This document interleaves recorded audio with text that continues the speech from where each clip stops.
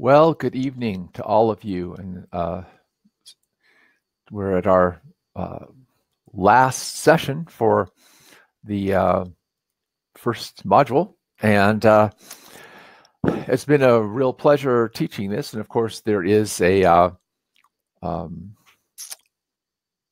second module coming up. I haven't sent out the email for it yet. It's been a really busy, hectic time. A lot of speaking engagements and trips and so forth. But I hope you've enjoyed this module and hope you'll enjoy this last lesson. Looks like there's a funny line across the middle of the screen for some reason. I don't know if that's showing up on the picture that's being broadcast, but it's sure showing up on my monitor. Kind of weird. Okay, there, that's better. I don't see it anymore. Okay, now, tonight we're going to talk about the last of our spiritual foundations for emotional healing. And we're going to talk about forgiveness.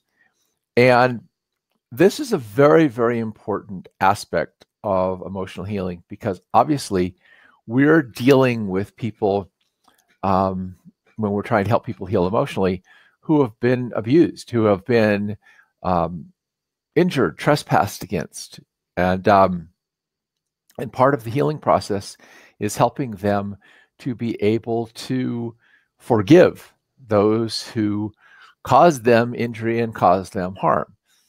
And there's a lot of misunderstandings about forgiveness. And so I'm going to try to clear these up and help people understand what forgiveness is, how it works, why it's important, and how to help people go through the forgiveness process. But in order to understand forgiveness, we have to understand a little bit about the nature, first of all, of trespass. The idea of trespass really is expressed very well in the American Declaration of Independence, where it says we hold these truths to be self-evident that all men, which today we'd say people, but all people are created equal and are endowed by their Creator with certain unalienable rights. And among these are life, liberty, and the pursuit of happiness. Now, the pursuit of happiness was well understood at the time to mean that the right to pursue whatever things would make my life comfortable and happy, which includes material property. So basically, many state constitutions at that time defined these rights as the rights of life, liberty, and property. And this very much actually goes back into understanding of some of the Old Testament law, because essentially we all understand that we want to live and we don't want someone to harm us by injuring our body or killing us or something. In other words, we don't want people to damage our life and health. We don't like to be slaves. Even the smallest children rebels against, too much force and pushing them to do things they don't want to do. And all of us, when we've worked and we've created something or we've earned something or whatever, and we feel it belongs to us, resent it when someone else destroys that property or takes it from us or steals from us. In other words, there is a certain underlying moral law that all of us kind of intuitively understand because it's based on the golden rule. What I don't like someone doing to me, I shouldn't be doing to someone else. And that golden rule is expressed very well in every major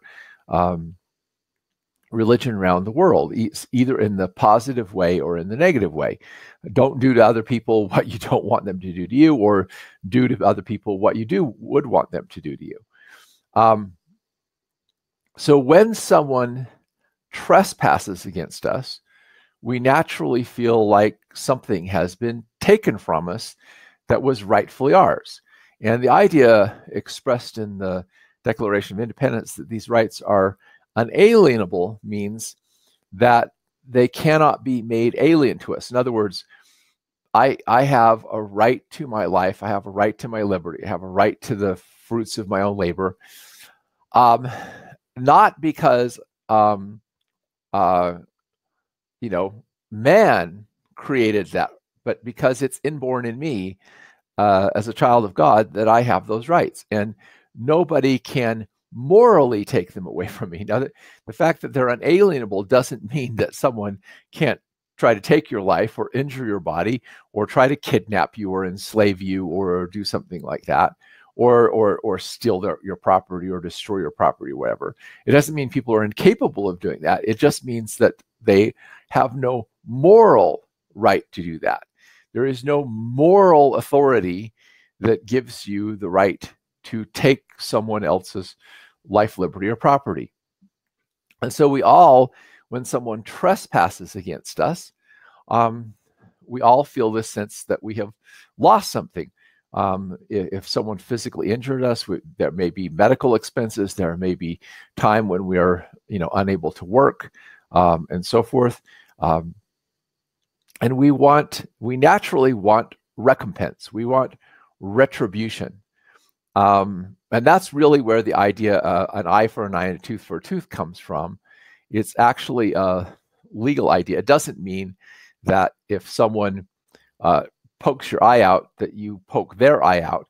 It means actually that the purpose of the law is to compel compensation to the victim of a trespass. So in other words, if someone pokes out your eye, they owe you to the extent of the value of your eye. Just compensation for the loss of your vision is what that means. And that is very much spelled out in the idea that under that law, if someone stole something from you, they had to pay back at least double, and sometimes up to seven times as much as they stole. Now, the reason why that is fair is because let's say that I have $10 and someone steals the $10 from me. If they pay back the $10, all they've done is give me back what was rightfully mine in the first place. But if they pay me $20 back, then not only have they restored what was rightfully mine, they have suffered a loss equal to the loss that they inflicted on me. Understand? So that moral law balances the scale of justice. It creates equity. When someone trespasses against another person, there is inequity.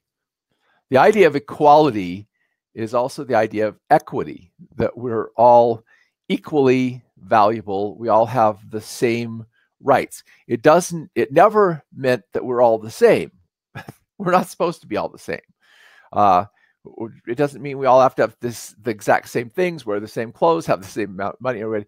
It means that morally, we all have the same basic things, and nobody in any position anywhere has the ability to take that from us morally without committing a trespass, without violating basically what the founding fathers would have called the law of nature of the God who created nature. And this is very, very important to understand, because without understanding this, you cannot understand forgiveness, because forgiveness comes out of this basic idea that there is a moral law, and that when I trespass against the life, liberty, or property of another, then I have incurred a debt.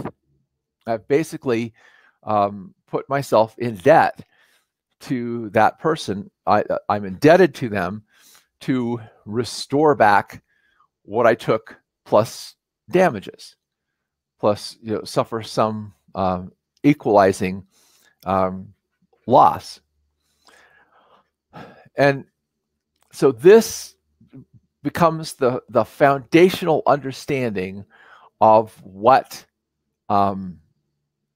it means to forgive. Because if you look at the word forgive, all right, it means to, it really kind of means to give a for, or to give kind of in arrears is what I'm saying. So if I give you $10, nothing has been stolen from me, right? Because I, in my freedom, my free agency, my freedom, have the right to give of my life, liberty, and property. I can give my life trying to save another person. I can damage my health trying to save another person. I can race into a burning building to try and save a child or another person, and wind up, getting burned and injured myself, right? So if I do that voluntarily, there's no trespass. Nobody's done anything immoral to me. I've made that choice. Same thing. I can volunteer to serve someone, to sort of enslave myself to them in a way, to agree to some kind of condition where I follow their orders, and that's voluntary. But we're talking about when someone forcibly tries to do that to me without my consent, that's involuntary. So to understand forgiveness, then you understand that what you are doing in the act of forgiving is you are giving away what was taken from you without your consent. You're turning the action of someone trespassing against you into a voluntary act of a gift to them. So if someone stole $10 and I say, no problem, let them have it. They were poor. I can afford to lose it. No sweat. Don't worry about it. I have given up my right to retribution. I have given up my right to have that $10 paid back with damages. And I have turned the act of trespass against me into an act of giving on my part. That is really what forgiveness means. And if you grasp that, then you grasp the nature of forgiveness. Now, the reason why I stress this is because there is a big difference between forgiving and trusting. Forgiveness does not mean restoring trust. Many people think that to forgive means everything's hunky-dory in terms of the fact that we're all lovey-dovey and blah, blah, blah, blah, blah. And tain't so, all right? Trust, forgiveness is an act of love and giving on my part. Trust is something you have to earn. You have to prove to me that you are trustworthy. And trust is very difficult to build and very easy to destroy. And it's very important to understand the difference between building trust and forgiving. And forgiving does not mean that you have to restore trust. So let me again break this down in very, very practical, pragmatic terms, and then we can talk about it in the more spiritual aspect as it relates to dealing with people who've been abused and hurt and injured and so forth in their life. So you come to me and you say, hey, lend me $10 and I'll pay you back tomorrow. Okay. So I go, okay, I trust you, and I give you $10. And then you don't pay me back tomorrow. And you come and say, oh, gosh, I had a problem. I don't have the money. I can't pay you back, blah, blah, blah, blah, blah. And I decide, oh, what the heck? I forgive you. I let go of the debt. You don't owe it to me anymore. That's forgiveness. I've forgiven you for what you owe me, what you're indebted to me for. Now, You come to me the next day, a couple of days later, and say, can you lend me another $10? I promise I'll pay you back tomorrow. Well, I have forgiven you, but that doesn't mean I trust you, right? Last time you told me you'd pay me back $10 tomorrow, and you didn't. So why should I believe you now? Forgiving you doesn't mean I have to trust you again. Doesn't mean I have to put myself into a position of being dependent on you. This is very important to understand the difference. Very important, because someone who repeatedly injures you, trespasses against you, does things to you, and then comes and asks you for forgiveness, you can forgive them, but you do not continue to trust them, to put yourself into a position where you're vulnerable to them, or vulnerable to them to take advantage of you. There is nothing about forgiveness that means you have to do that. If someone breaks into my house and steals things from me, okay, I can forgive them, okay? I mean, obviously, it would be really nice if we could get caught and I could get all my stuff back, right? And get some damages back, which isn't the way our system works anyway, because we don't live in a justice-based governmental system. There is no justice-based governmental system on the planet right now, to the best of my knowledge. But if there were a justice-based governmental system, then what would happen is the thief, having been caught, would have to make restitution to the victim. In other words, if you look at the Old Testament law, actually there were, just to kind of divert here for a second, just to help make it clear, when the founding fathers were studying to try to figure out government for America, they found three examples of a government based on the idea of the individual and the law based kind of in the moral law. One of them was in the Old Testament under the reign of the judges. In fact, Thomas Paine's Common Sense, in which he argued against that we should be independent of the King of Great Britain, was based on the biblical thing that when the people wanted a king, God said, no, you don't want a king. He's going to do this, he's going to do that. And it was all based on the idea kings are not a good idea. People should be free. But then there was the old Anglo-Saxon law, and then there were Native American tribes that lived this kind of a legal system. So, but Anglo-Saxon law was basically very much paralleling the kind of legal system that was laid out in the Old Testament. The thing in the Old Testament that Thomas Jefferson said there was no explanation of jurisprudence, meaning how the law was administered, but the Anglo-Saxons, he found a lot about how the law was administered. But basically, the way that law was administered was this, okay? So I have a complaint that you caused a trespass against the life, liberty, or property, my life, liberty, or property, and I elicit the aid of the government, the people in authority, and they come in and they check, yes, you did suffer a trespass. Then you don't throw the person in jail. You don't, you make them make some kind of just compensation to the person they victimized. So originally in the United States, the legal definition of crime was a trespass against the life, liberty, or property of another, in which there is a demonstrable loss of life, liberty, or property.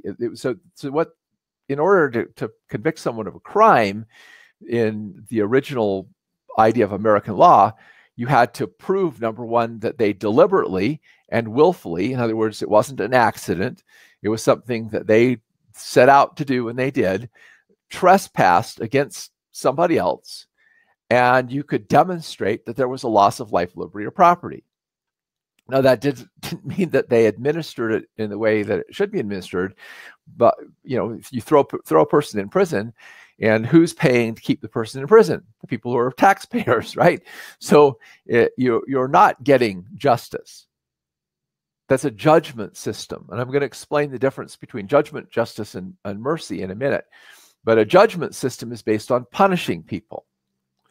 Okay? So a judgment system is reward and punishment. And it's basically an authoritarian system in which somebody, the arbitrary, the king, ruler, or some kind of body of rulers. See, a monarchy is a single ruler, i.e. a dictator. An oligarchy is a ruling elite. Okay? The archy has to do with ruling. So monarchy, oligarchy, whatever. All means that somebody decides the rules and everybody else has to obey the rules, but the person who decides the rules doesn't have to follow their own rules. In other words, the dictator, the king, the monarch, the whatever, the despot can set up rules for everybody else, but they don't have to follow their own rules because they're the one who decides what the rules are, and then they can change them at will. Whereas the system we're talking about, the law is based on this idea that everybody has the right to their own life, liberty, and property, and therefore the only reason why you had to have any kind of rule is to protect the life, liberty, and property of other people. In fact, that's really what the Declaration of Independence goes on to say, that that the purpose of government is to protect people's life, liberty, and property, and that governments derive their just powers from the consent of the governed. Now, what that's really important. They're just powers from the consent of the governed. In other words, the governed, if the governed basically decide to commit an immoral act by basically taking and voting to do something immoral, that's not a just power. A just power has to do with protecting life, liberty, or property of every single person in society. And as long as the life, liberty, and property of every single person in society is protected, you have equity. And when you don't have equity, you have inequity or iniquity. Okay? So the purpose of a justice legal system is to restore equity, to restore balance to society. One person's trespassing against another, someone's violated their agreement with another person, and the compensation is to try to restore an equitable balance to society. Does that make sense? Now, once I understood this really, I was like, wow, this is really great. To live in such a system where you don't have like people arbitrarily coming along and trying to control you or whatever, but everything's based on, everybody being protected and fair. It would be nice to live under that system, I think. But getting back to this whole point of forgiveness, again, there is no reason why you have to trust somebody who has previously trespassed against you unless they do things to re-earn your trust. And this goes in relationships as well. And once I understood this, I started following this in this way. Okay, going back to the analogy, someone says, give me $10, I'll pay you back tomorrow, or whatever they say. Do this for me, I'll do that for you, whatever. Say, oh, great, okay, and I do what I agreed to do, and then they don't do what they agreed to do. I'll forgive them. Okay, fine, forgive you. But if they ask to make another deal with me, I'll tell them no. Unless I just happen to feel generous and want to do something for them and don't care whether they follow through or not. But then I'm not really expecting them at that point to pay me back. I'm just doing something out of the kindness of my heart to help them. But there's no trust. And this is very important because all relationships, husband, wife, parent, child, business relationships, everything are built on trust. When trust is lost, then equity starts coming. You can't have equitable. If you can't have equitable relationships, you can't have trust. And so it's very important to understand trust is earned. And a lot of people get, by mistaking that, and they think, well, I want to try to be a good person, so I'm going to forgive and whatever. And they think that means that I have to trust this person again. No, you don't have to trust that person again. You don't have to keep giving them $10. You don't have to keep giving things to them when they don't give back to you. There's no requirement to do that. Okay? So, again, I got to get into the forgiveness here really quickly, but I really just needed to lay this out. So, what God explained to me one day is basically said there's 3 levels in which people live. People are either in a judgment consciousness or a justice consciousness or a mercy consciousness, a higher consciousness. And the lesser law, which is the law of justice, is always in effect against people who are on the judgment level.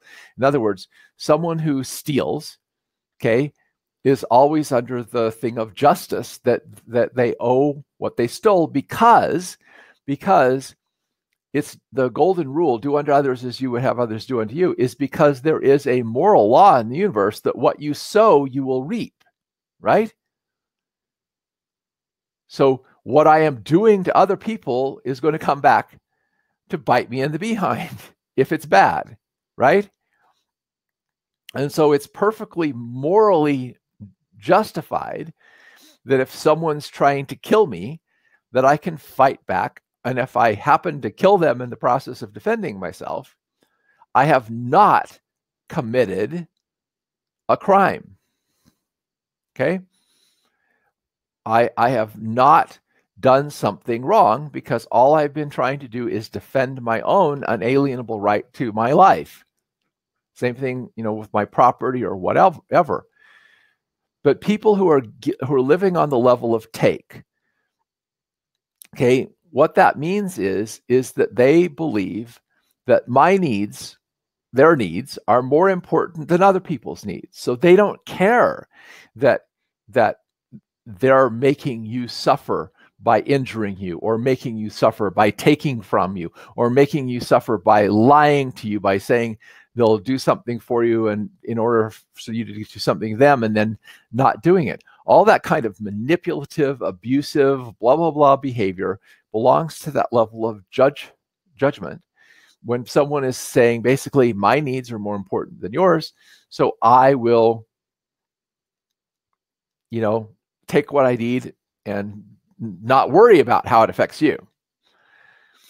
The problem that those of us who want to live the higher law get into is that we think that if we're always kind of generous and kind and nice and sweet to all these people, that somehow they're going to turn around and understand that that's great to be nice and generous and kind and sweet, but that's not true. Those people see that as weakness, to be exploited. And so what it does instead is it enables them. In other words, if I keep trusting them and being kind to them and letting them take advantage of me, I am enabling them to continue to be judgmental, blah, blah, blah, and take. And that will never help them develop. God says you have to move to the level of justice, and you have to say, I'm not going to let you take advantage of me. We're either going to play fair or we're not going to play fair. We're not going to play at all. Because that's the only way they're going to learn. You need to do this with kids. You need to do this in relationships, so forth. Now, that doesn't mean that you can't forgive. I'm just saying that as going forward, you don't operate on the assumption that if you're nice, that they're going to be nice back. You insist, like they come and say, hey, I'll do this for you if you do that for me. Say, all right, do that for me, and then I'll do what you ask. Make them do their part first. Get it? Say, when you've done your part, I'll do my part. That's not being mean. That's being fair. And being fair, the lesser law is a schoolmaster, a build-up to understanding the higher law, mercy and forgiveness and love. You can't, and what the Spirit said to me is you can't bypass the lesser law to get to the higher law. People have to learn that they have to be fair because the underlying lesson of the universe is what you sow, you'll reap. And if you're trying to short circuit a person's reaping, you're trying to step in and rescue them from the stupidity of their own behavior, you are not helping them learn their lessons. You're actually inhibiting them from growing. And this is very important to understand. Now, let's go back to the idea of forgiveness. Now, the reason why forgiveness is important is because of this. What I sow, I reap. So if I want to be forgiven, I must forgive. Blessed are the merciful, for they shall obtain mercy. So in other words, the way for me to by the law of the harvest, okay, by the law of equity in the universe, if I want to be forgiven of all the things I've done wrong, then I need to forgive other people for the things that they've done wrong. Okay? That's one of the reasons why forgiveness is really, really important to understand. Now, one of the reasons why people want revenge, let's talk about this, why people want revenge. Michael Rosenberg in The Surprising Purpose of Anger explains that revenge is an inappropriately expressed desire for empathy and understanding. So in other words, I've been hurt, all right? And I want revenge. And what really is underneath the desire for revenge is I'm hurting. I'm suffering as a result of what you did. And what I really want is for you to empathize with how much I'm suffering. I want you to feel the pain I'm feeling. In other words, what I want is empathy and compassion. It's a misplaced desire for empathy and compassion. Unfortunately, seeking revenge doesn't get you empathy and compassion. But that's really what you want, is you want to feel like someone is understanding the pain of what they caused to you. So here's some reasons why people need to forgive. Okay, first of all, since what I sow, I reap. Okay? Basic law of the universe. The energy I put out to others comes back to me. The first thing is, since I want God to forgive me, I want to be forgiven for all the stupid things I've done in my life, I'm going to be quick to forgive other people so I can be forgiven. Second, if I let that anger and resentment and hatred and desire for revenge harbor in my soul, it destroys my own health and happiness. So I need to let it go. I need to let it go so I can refine peace and harm and happiness in myself. And part of the reason for this is in the law of justice or law of compensation, when I'm still desiring that restoration, when I still want that $10 back, and I want that $10 back so bad I want to take it out of your hide, I'm energetically holding on to what I've lost. So there's no way that I can get any blessing to come in and replace what I've lost because I'm still holding on to it. If I turn the act of trespass into an act of love and I give it away, I have sowed a seed into the universe of generosity, allowing generosity to flow back to me and blessings to come to me. So in other words, by forgiving, by letting go of what I've lost and putting it out there and putting my trust in God, it opens the door for God to come in and bring blessing and restoration back to me. But as long as I'm holding on to it, that's my reward. That's what I'm earning. So I have to basically forgive and let go. Forgiveness isn't about forgetting. It's not about burying what happened to you. This is one of the things that I've encountered over and over in emotional healing work, is people think they've been forgiven because they repressed the anger and the memory of it and blah, blah, blah, and tried to, no, doesn't work. I find people, in order to forgive, have to wade through their pain and loss and anger and so forth, and really acknowledge, what this person did to me was wrong. It hurt. It sucked. All right. Because if I don't acknowledge the loss, I can't give because I don't know what I'm giving. You get it? If I refuse to acknowledge that the $10 was stolen from me, I don't know that I have to give up the $10. I don't have to restore it. And a lot of what we're forgiving people is for emotional pain, not for anything physical or tangible. Because when someone injures us, they take away our sense of security or their peace, or maybe there's something that's lost, and it's not always tangible. And when you acknowledge what was lost, then you can let go of it and move forward.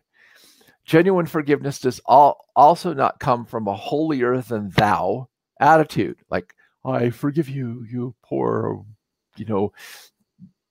weak, awful will person. I'm saintly. I'm what? Doesn't work that way. In fact, when you truly forgive, it helps you see, your brother through the eyes of love, not through the eyes of self-righteousness. To forgive, you first have to consciously recognize what it is you lost, the hurt and pain it cost you. Then you have to consciously choose to let it go and give it to the person who took it from you. And once you have given away what was taken from you, it can no longer cause you any pain because you did it as a gift of love, and what you give to someone can't cause you pain. Get it? If I give $10 to a friend in need, it doesn't cause me any pain because I gave it. And it's the turning it into an act of giving that releases the pain. And it helps you. Again, it's not condoning the behavior, or restoring trust. It's just learning to turn an act of trespass into an act of love, which is the higher law. The higher law of mercy involves letting go and being loving even when people aren't good to you, because now I'm sowing love into the world. I'm sowing giving in the world. I'm sowing these positive things in the world. Therefore, those positive things come back to me by the law of the harvest. So you acknowledge your loss. You recognize it's in the past. You can't change it. You acknowledge your own capacity to trespass and abuse others. Know you want to be forgiven too.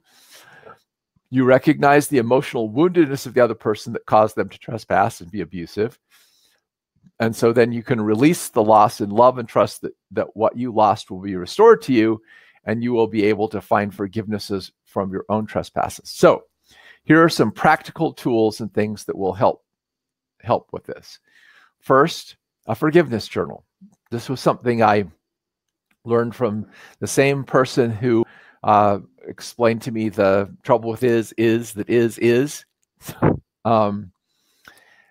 That I mentioned in an earlier webinar. She says you get a big notebook and you write down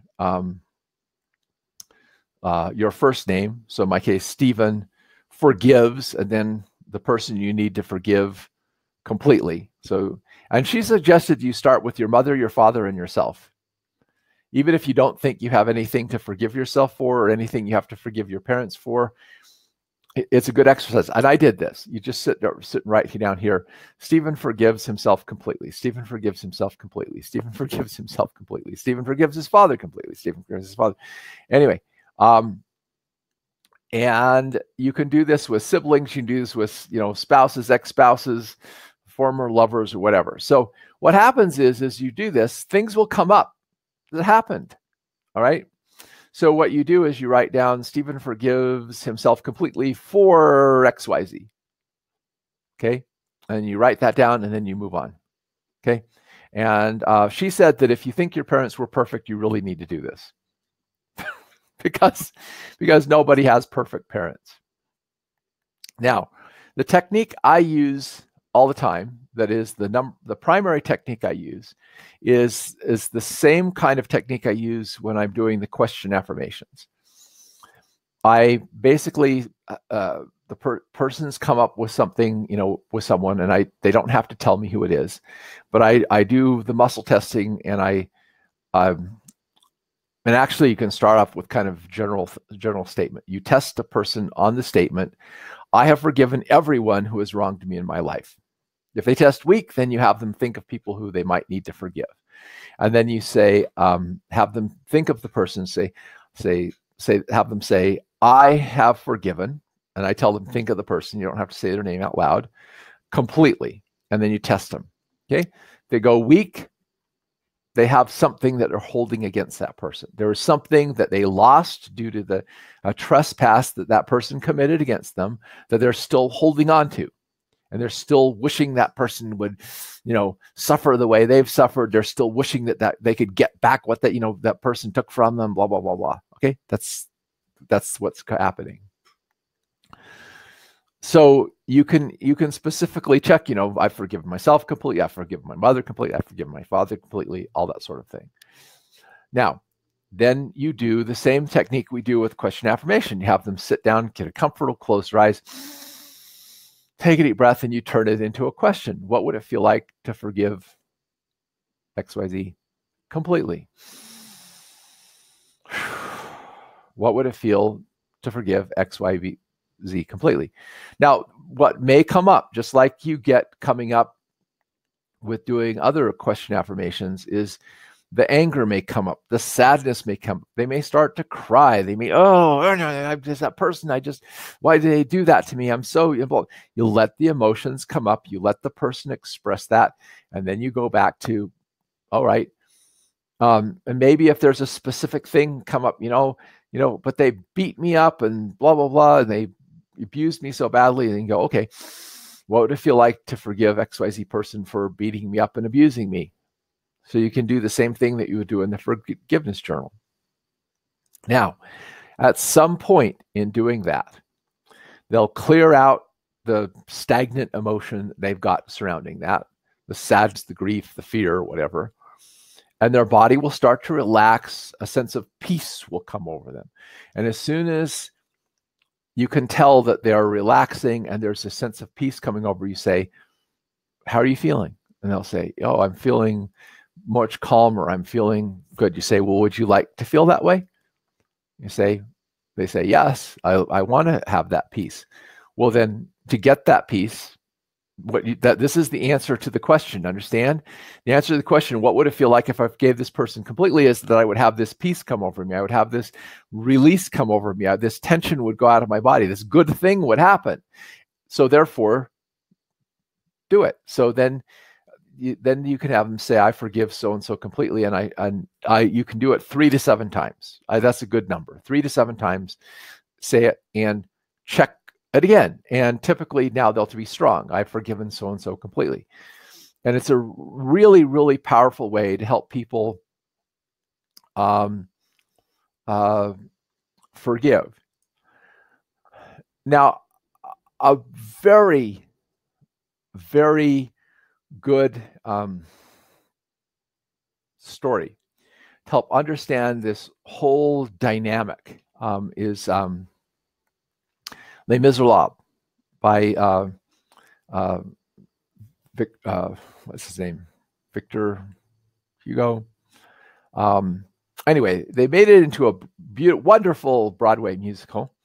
And then they actually made a movie out of it, which is very, very intense. But if you've never seen the movie or the musical or read the book, basically, Jean Valjean is a woodcutter. He's out of work. His sister is starving. She can't get any food for her children. She's got a little baby that's starving to death. And so in desperation, he goes and breaks a shop window, steals a loaf of bread, and gets caught and sentenced to 5 years of hard labor at prison. Now, right here, we could see the wisdom of the jurisprudence of Old Testament and Anglo-Saxon law and many Native American tribes. What the law would have required is they say, okay, you broke a window pane, okay? You stole a loaf of bread. You owe back you were poor, you owe back double that. And if he didn't have money to pay it, then basically you go make him work it off with the shopkeeper.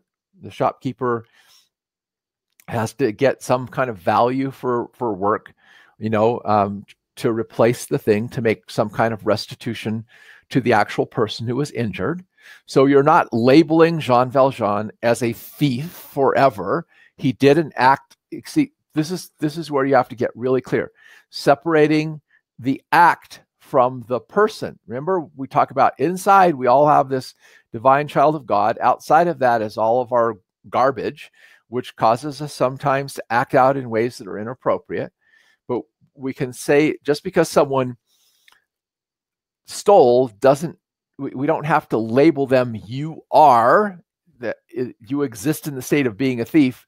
You committed an act of theft. You stole from someone. You need to make restitution.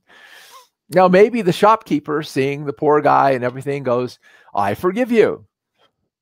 Right? It's the shopkeeper has every right to just look at the situation of this guy and say, I understand. I forgive you. Don't worry about it. You don't owe me any restitution. But let's say the shopkeeper does want restitution. Then the appropriate restitution is compensate for some of the damages, and then that's it. But sentencing Jean Valjean to 5 years of hard labor, he resents it. Now he's being trespassed against. He's being forced to work. He's been labeled a thief, and he tries several times to escape, and he winds up serving 19 years hard labor. And by the time he's done, he is a bitter, angry person. And when he leaves and goes out in the world now, he's got this mark that he's on parole, and nobody wants to give him a chance because he's a thief, he's evil, blah, blah, blah, blah, blah. And now society has basically turned against him. And so he's having a hard time finding any work or finding food. And then he runs into this bishop. And this bishop, in the movie and the play, they don't spend a lot of time with the bishop. But in the book, Victor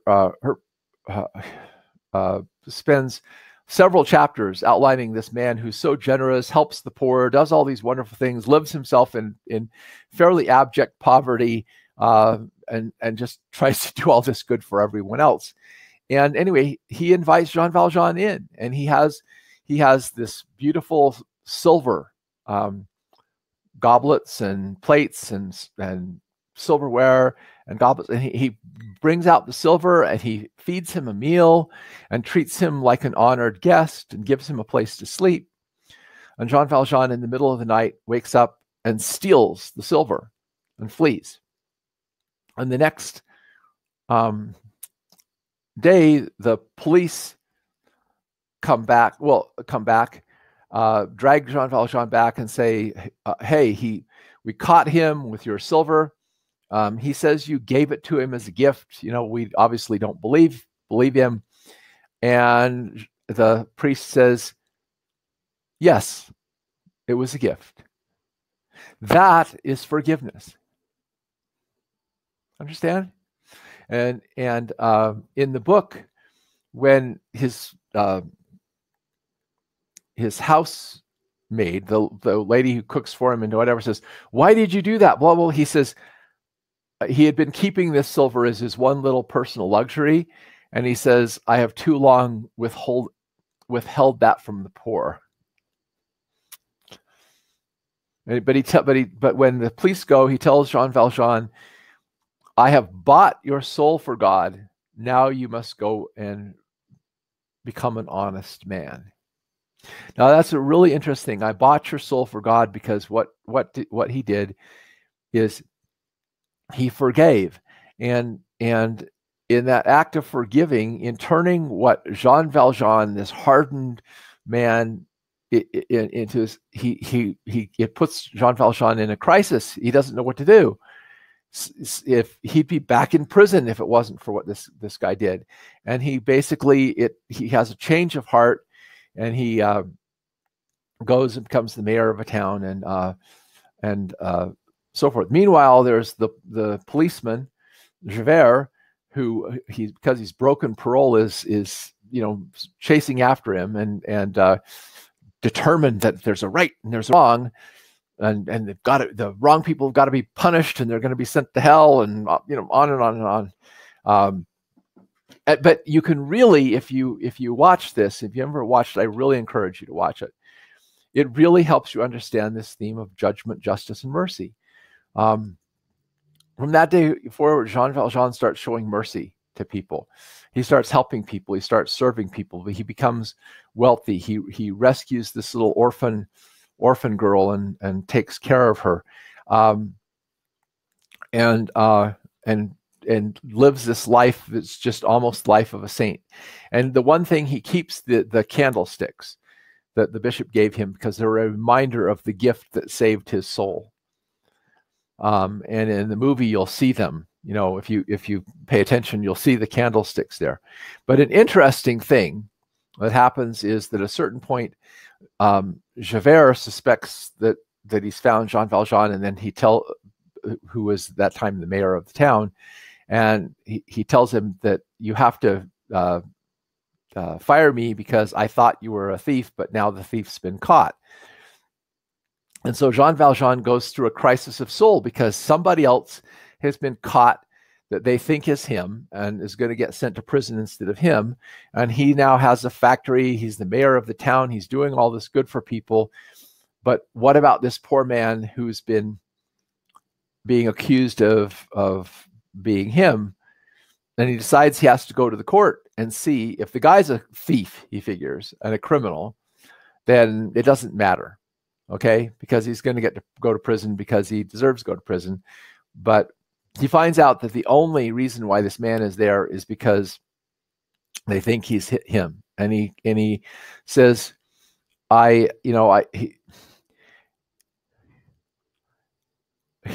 realizes that he can't let another person go to prison, and so he goes through this crisis of soul. He says, if I speak, I am condemned, but if I stay silent, I am damned. And he decides to confess that he's Jean Valjean and go back to prison. It's an amazing movie, but I highly recommend it because it really helps you understand those principles that we're talking about of what forgiveness really is, and what level you want to live on. Do you want to live on the level of judgment where you want to reward people who are nice to you and punish people who are not nice to you, and everything is based on your own self-centered interest? Or you can step up from there to the level of justice and start being fair with people and making people be fair with you. And then from there, you can start to go to a level higher. And when someone is unfair with you, you can forgive them. And when someone doesn't deserve your help, you can give it to them. And as you move to that level, then again, whatever level you're sowing on is the level you will reap on. Now, there's one more thing I want to tell you that will help with the process of forgiveness. Okay, and this comes from the book Saved by the Light by Daniel Brinkley. Daniel Brinkley, to put it bluntly, was an a-hole. He beat up other kids. Almost every day he would get in a fight and beat up some kid when he was growing up. He was a sniper in Vietnam. He sold arms into Nicaragua afterwards. He was just one all-round mean dude. And he got struck by lightning, had a near-death experience, encountered Christ, and had a life review. And a life review in a near-death experience is when a person reports they see their entire life in the present. Now, I've had people, I have in an emotional healing experience, and I've seen people do it, have a mini life review. They've seen a whole big section of their life all at once and understood completely everything that was going on with that. But what was interesting about his report of the life review that I hadn't read in other things is he not only saw everything he did, but he felt the impact of everything he did as if he did it to himself. Because you see, we're all one. And what I do to you, I am doing to myself. And right now, I can harden my heart and pretend that that's not happening. But in the light, okay, you can't run away from that. You will feel the impact of every word, every thought, every deed, and what it did going out from you in a ripple effect. And it will come back to you. He felt the pain and humiliation of every kid he beat up. He saw what every gun he sold into Nicaragua, he saw all the lives it destroyed. He felt the pain, the suffering that all that had caused. It was practically unbearable. And if it hadn't been there for the unconditional love of Christ standing next to him, he didn't think he could endure it. And I heard him speak in Salt Lake City, and he says, understand this. He said, God won't judge you. You'll judge yourself. God won't judge you. You'll judge yourself. Because you'll know. You'll know exactly what you did. You'll know exactly what happened. You can't run away from it. You can't hide. Now, that's hell. Understand? That's hell. To live with the fruit of what you sowed. All the pain and suffering coming back to you. And it comes back multiplied because you understand that each thing I do has a ripple effect, meaning that, like when he assassinated the North Vietnamese commander in front of the troops, he felt the shock of every soldier who watched their commander being killed. He felt the pain of that man's widow and children, and on and on and on. Okay, understand? It goes on. It doesn't just end with what you did. It has a ripple effect that ripples out, and it's the entire ripple that comes back to you, not just the immediate thing you did, but the entire ripple comes back to you. You follow? And then he, anyway, when he came back, and it took him a long time to recover, he started working hospice, helping people who were dying. He started feeding homeless people on the street. He started doing all these things to start helping other people. And when he had a surgery because his heart had been damaged from the first lightning strike, he died on the operating table, had a second near-death experience, went and relived his whole life. And the first part of his life was still as crummy as ever. But he said in the second half of his life, he felt all of the joy that he had created in the lives of other people. And that all came flowing back to him along with the ripple effect. Because when you smile at someone and you do something nice for someone and you forgive someone and you help someone and you're whatever, that ripples out and multiplies and comes back. And that is heaven. And you are making a heaven or a hell for yourself every minute of every day. Now, let's look at parents who have abused their children, horribly abused their children. And believe me, I have been people who have suffered horrific, terrible, terrible abuse. And I absolutely believe you need to get in there and acknowledge the pain and acknowledge the suffering and the anger and everything that's done. You don't have to associate with them. You can cut them off. If there's people in your family who have been abusive to you, you do not have to continue to associate with them. You don't have to trust them. You don't have to talk to them. There's no requirement for you to have a relationship with someone who mistreats you. You can forgive, meaning you can acknowledge and get in touch with all that stuff and you can let go of it. But what you want to understand is this. Everything they did to you, they will experience exactly what it did to you. You will get the empathy that you want. Remember that the desire for the revenge as Marshall Rosenberg said, is a desire for empathy. You will get that empathy. They will know. And then you think about some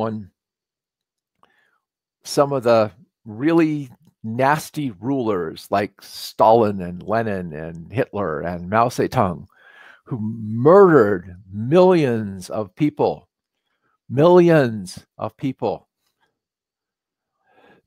caused death, destruction, war, chaos, that the effects of which are still being felt generations later, because it doesn't just stop with one generation, it goes on.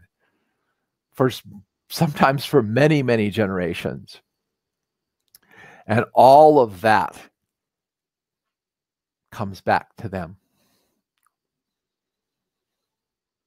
Now, can you have a little compassion? I think how horrible that will be. And then you understand unconditional love and why you pray for your enemies and why you ask God to bless them. Because you don't want anybody to have to suffer like that. Do you get it? And you understand what I've come to understand, that I'm not responsible for what other people do to me.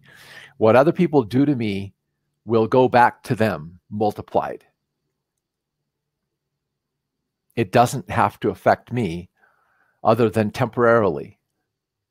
But how I choose to respond will affect me forever.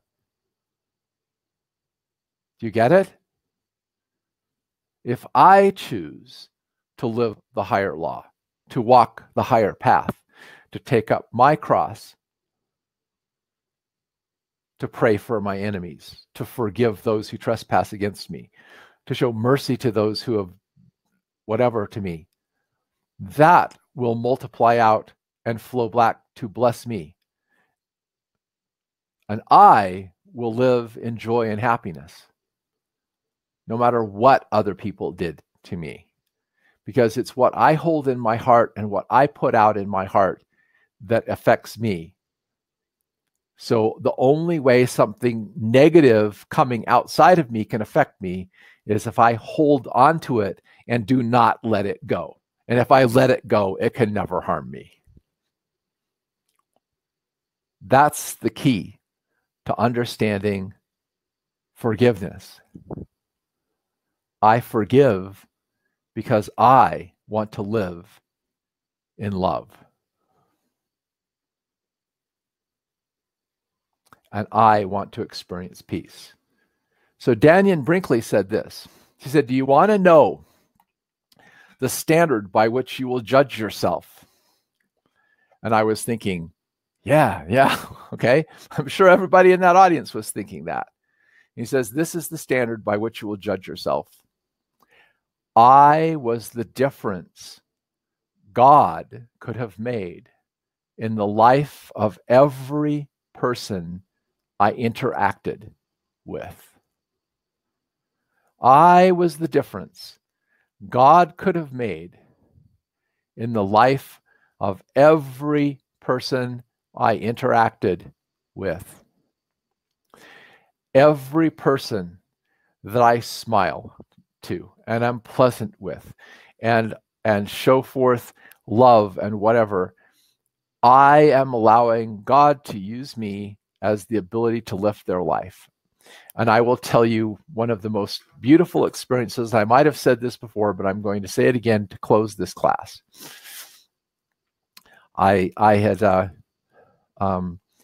an emotional healing session with this one lady who had been run away from home, had been horrifically abused, been through a horrible bunch of experiences, and cried and cried and cried 3 hours.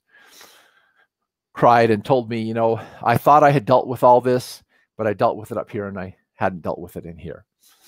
And I spoke at a conference 8 years later, and I'd never forgotten the healing experience I had with her, but I don't always remember, people's names or faces or whatever, but a woman came up to me after the talk was over and she said, do you remember me? And I said, no. And then she told me about what I'd done, and then I immediately remembered who she was. And she says, I want you to know that that was the turning point of my entire life. I got out of a relationship with an abusive husband. It was a real struggle for a couple of years. But then I went back to college. I became a counselor. And now I am trying to help other people the way you helped me. And in that instance, I understood what heaven is. Because I felt the love, the blessing pouring back to me. And that's why I do what I do. That's why I teach what I teach. Because if you can learn to put forth that loving, helpful energy, it will flow back to you. But if you hold on to resentment and anger and bitterness and whatever, it will affect you. It'll affect the energy you put out to other people. It'll affect the way you interact with other people. And that will flow back to you. So this is your opportunity, to grow from living on a level of judgment, which is where most people are, like love those that love you and hate those that hate you, right? If you love those who love you, what good is that? Everybody does that. Everybody loves somebody who does nice things for them, right? And hates somebody who is mean to them. Everybody does that. Okay? But if you can raise up and realize that sometimes you have to show a little, justice, you have to say, you know what? I'm not going to loan you $10. You didn't pay me back the last time, because I don't have to be giving to people. I just have to be kind. Doesn't mean I have to sacrifice myself, do all these things and blah, blah, blah, blah, blah, blah. In fact, I shouldn't do anything unless I can honestly in my heart do it out of love, because if I'm not doing it out of the right motivation, love, it's not going to do me any good. It's not going to do them any good. Okay? But if I can work up to the point where I really raise up my consciousness, and forgiveness is one of the powerful ways to do that, to that higher level, then I start putting out love to the world. I start blessing and praying for people even who aren't nice to me, and understand that they're abused and they're hurting and they're injured, and that whole thing I said in the beginning, you can't cure darkness with darkness. I can only cure darkness with light. And as I start to let my light shine and let the light go out to the world, that light goes out in a ripple effect, multiplies and comes back and blesses me.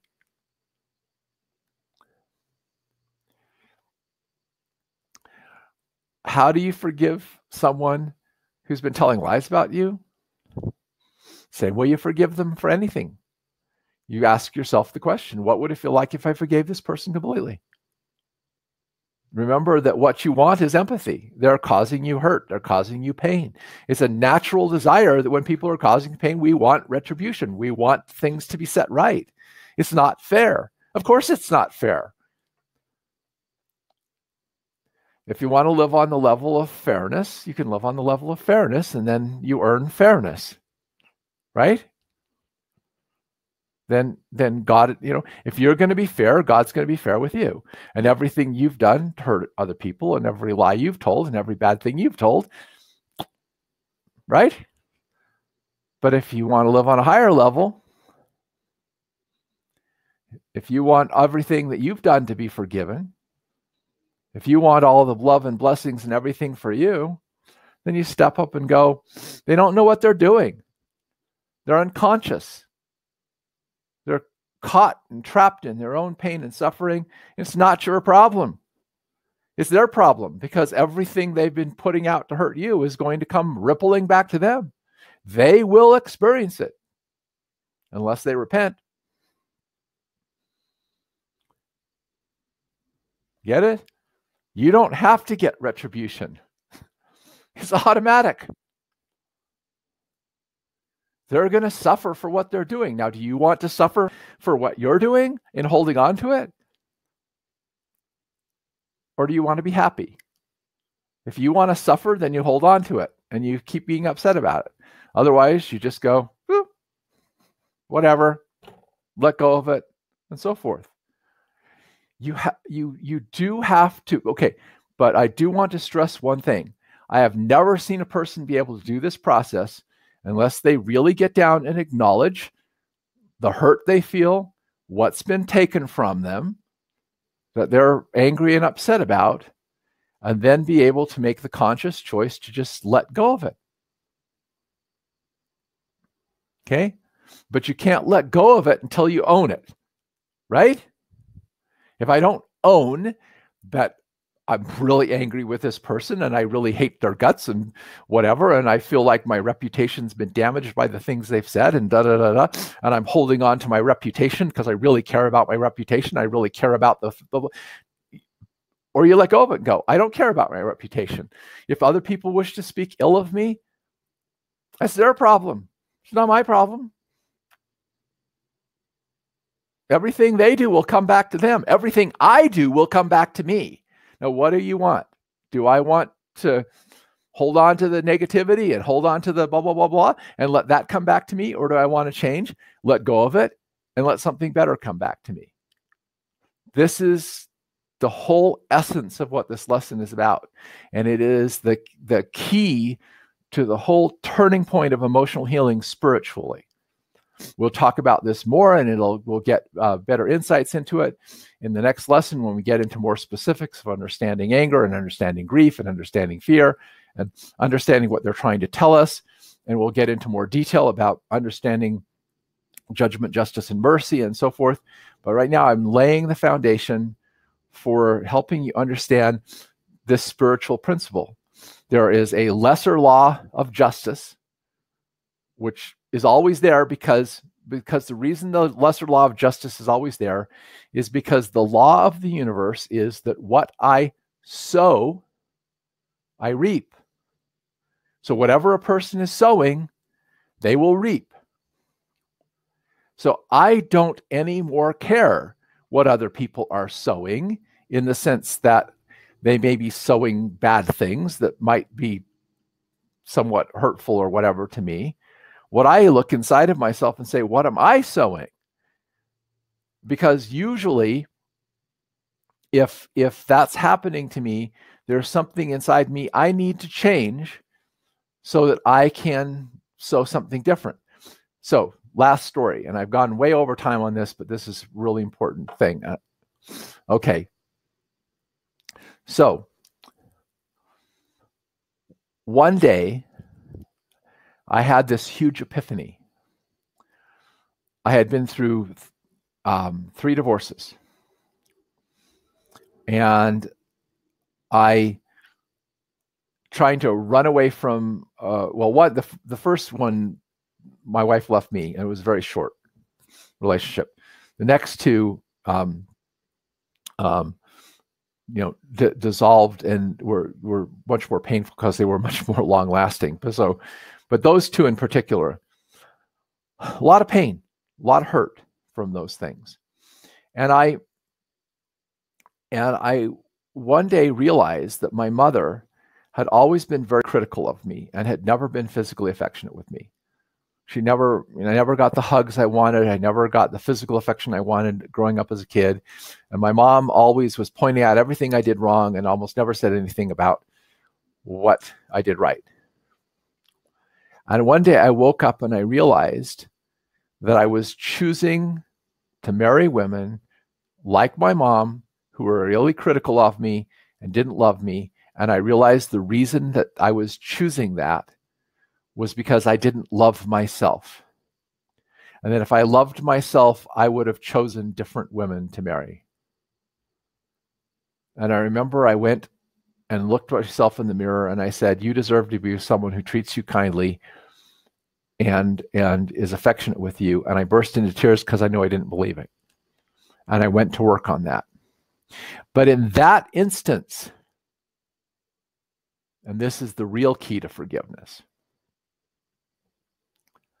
I realized there was nothing to forgive. They were who they were. And I chose that based on what was in me. It was my choice to enter those relationships. And it was what was inside of me that was hurting, what was inside of me that was broken, that put me in that circumstance. And I knew that if I fixed me, I would never do that again. So I set about fixing me, and things changed. It is not what is happening to you that is causing your internal emotional state.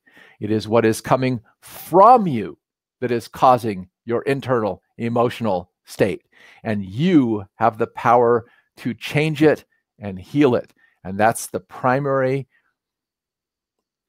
thing to understand in this emotional healing work, is that you have the power to go inside and change it and heal it, and your whole life will change. So thanks, everybody. And we'll hope that many of you will be joining us in a couple of weeks when we start the next module of this class, Tools for Emotional Healing. Thank you for being part of the program. Appreciate all of you. I will try either tomorrow or the next day to get this up. These are posted on YouTube, and I usually try to edit them and so forth, but you should be able to also watch the replay if you click on the link from the email. Good night, everybody, and have, it's very appropriate, by the way, that yesterday was Easter. In talking about what we're talking about today. So thank you all again, and good night.